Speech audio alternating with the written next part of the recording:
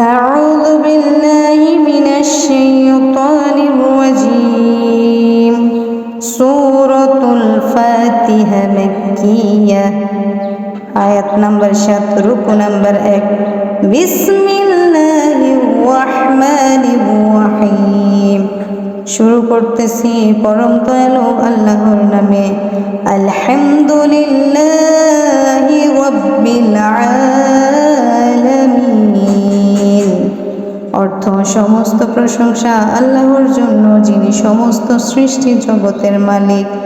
আর রাহমানুর রাহিম, যিনি পরম দয়ালু অতি মেহেরবান। মালিকি ইয়াউমিদ্দিন, তিনি বিচার দিনের মালিক। ইয়্যাকা না'বুদু ওয়া ইয়্যাকা নাস্তাঈন, আমরা তোমারই ইবাদত করি এবং তোমার কাছে সাহায্য চাই।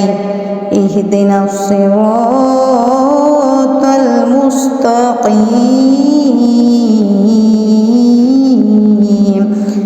তুমি আমাদের হেদায়েতের পথটি দেখাও।